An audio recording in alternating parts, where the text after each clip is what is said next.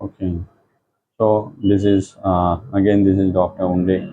I'm a dermatologist practicing in Kopergaon. I had already done आपण पूर्वी already हा video मी केला होता. पॉलिमॉर्फस लाईट इरप्शन म्हणजे किंवा सनरेजची ॲलर्जी.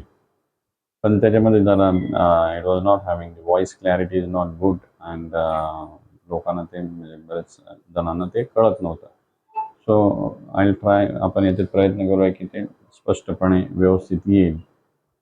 पॉलिमॉर्फस लाईट इरप्शन म्हणजे जे उघडी त्वचा आहे ही अल्ट्राव्हायोलेट रेज किंवा अतिनील किरण जे सूर्यप्रकाशामध्ये जे काही किरण राहतात ते it is having some UV spectrum किंवा अल्ट्राव्हायोलेट रेज किंवा अतिनील किरण त्याच्यामुळं बऱ्याचशा पेशंट्सना खाज येणं, पुरळ येणं, चट्टे येणं कुठे येतं म्हणजे दर्शनीय भागांवरती, चेहऱ्यावरती, कानावरती, मानेवरती, हातावरती एक्सटर्नल बाहेरची बाजू हातावरती रॅश पुरळ चट्टे येतात. काहींना तुरळक राहत इट डिपेंड्स. ज्याची प्रतिकारशक्ती चांगली आहे बऱ्यापैकी त्यांना कमी होतं. ज्यांची खूपच वीक आहे अशांना खूप जास्त प्रमाणात खूप अगदी 1-2-5 मिनटं जरी गेलात उन्हात तरी ते खाजणारे चट्टे खूप खाज येणारे चट्टे येतात. तर बेसिकली आता ह्या तर गोष्टी त्याच्या एव्हरीवन नोज याच्याबद्दल सगळ्यांना माहीत आहे. उन्हाची ॲलर्जी आहे तर काय केलं पाहिजे? तर सनस्क्रीन लावणं आहे. प्रॉपरली लावलं गेलं पाहिजे. दुसरी गोष्ट फिजिकल सनस्क्रीन्स वापरले पाहिजे. कॅप, हॅट, काही शक्य असल्यास छत्री, फुल सनकोट्स वापरणं, फुल शर्ट्स वापरणे. ग्रामीण भागातल्या लोकांनी गळा झाकलेला राहील असं बघणे, उपरणं वगैरे वापरणे. these are the things which can prevent. But बरेचसे पेशंट काय होतं की दे आर महिने वर्ष त्यांना त्रास होत राहतो. ते खूप त्रासलेले असतात.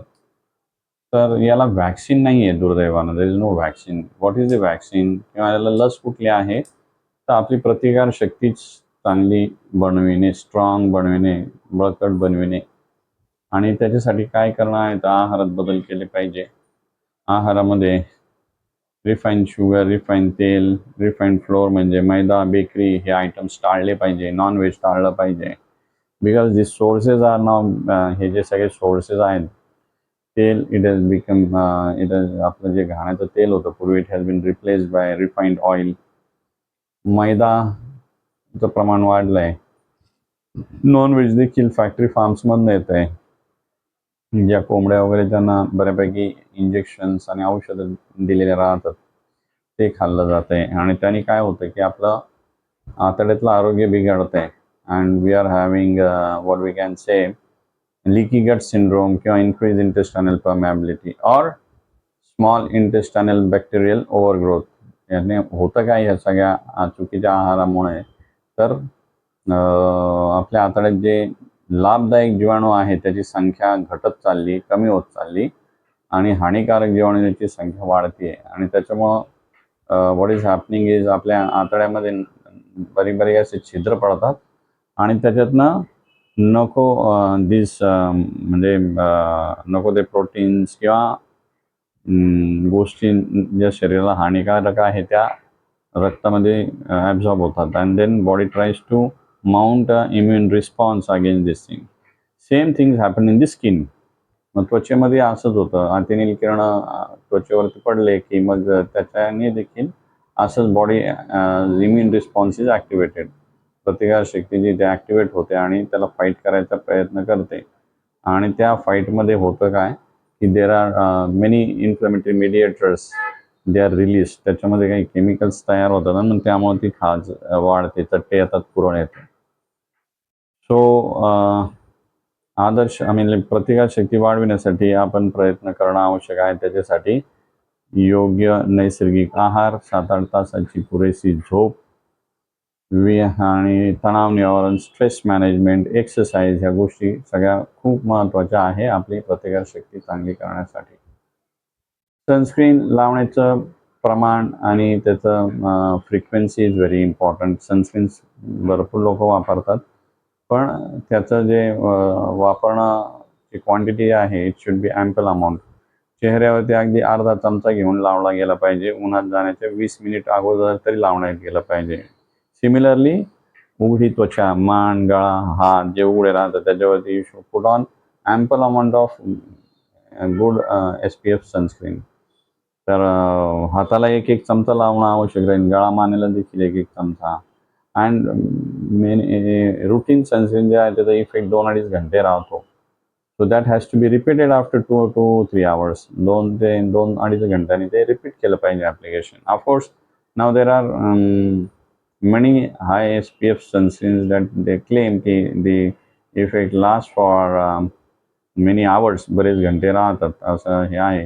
But still I would suggest की माझा सल्ला राहील की निदान 3-1 घंट्यांनी ते सनस्क्रीन रिपीट केलं पाहिजे. होता येईल तेवढं फिजिकल सनस्क्रीन वापरा. म्हणजे तुमचं टोपी किंवा हॅट किंवा उपरणं, फुल शर्ट, फुल टी-शर्ट्स किंवा मग बायकांनी सनकोट हे वापरायला हरकत नाही. And work on improving your immunity. तुमची प्रतिकारशक्ती जी आहे ती स्ट्रॉंग करण्याचा प्रयत्न केला पाहिजे. त्याच्यासाठी विविध रंगाच्या पालेभाज्या, फळं आपल्या आहारात घेतले गेले पाहिजे.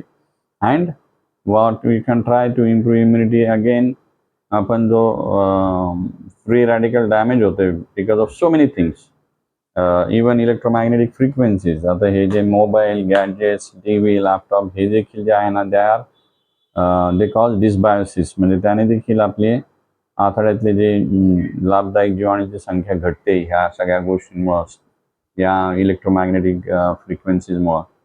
तर ते पण आपण टॅकल केलं पाहिजे. त्याचे जे फ्री रॅडिकल्समुळं जो डॅमेज होतो हानिकारक रेणूंमुळं, तो कमी करण्यासाठी एक तर हा आहाराबद्दल आपण सांगितलंय. त्याचबरोबर one should start go in nature. And plus grounding is important. पूर्वी अनवाणी चालणं खूप कॉमन होतं. बट आता नाव आपण सगळीकडं इवन घरात देखील आजकाल स्लीपर्स आणि ते वापरले जातात. If you can ground yourself, now there is a concept called as grounding, की earth will take up those free radical, they will neutralize those free हानिकारक रेणू जे आहे ते अर्थिंग झालं तर प्रॉपरली तिथं ते डॅमेज जे आहे ते कमी होतं. सो ॲटलिस्ट अर्ली मॉर्निंग सकाळी उठून वॉकिंगला जाणं, आणि जिथं जमेल तिथं गार्डन असेल तर तिथे you should try to ground yourself. म्हणजे तिथं अनवाणी चाला गार्डनमध्ये, म्हणजे लॉनवरती. और maybe even if you circumstances अशा असतील की ते शक्य नाही, तर इफ यू टच ट्री किंवा एखादी झाड जे आहे त्याला टच करून एक 10-15 मिनटं हे केलं तरी you can ground. So this concept is there. Google search किंवा I mean like online you can search it, grounding and health benefits. ते थोडक्यात हे शेवटी सांगण्याचं हे जे आहे ते प्रतिकारशक्ती स्ट्रॉंग करण्यासाठी आहे. वेगवेगळ्या गोष्टी in general, lifestyle is very important. नैसर्गिक आहार, नैसर्गिक लाईफस्टाईल जगणं, आणि मग त्या अनुषंगाने आपली प्रतिकारशक्ती स्ट्रॉंग झाली की हे सगळे आजार कमी होतात किंवा नाहीसे होऊ शकतात. कारण की पेशंट येतं की आम्हाला सर 8वी वेळ, 10वी वेळ, 11वी वेळ वारंवार होते. ते थांबवायला मेन इम्युनिटी स्ट्रॉंग करणं हाच एक पर्याय आहे. आता त्याला व्हॅक्सिन नाही आहे. Vaccine is good lifestyle, good food, good sleep and exercise and stress management. ठीक आहे.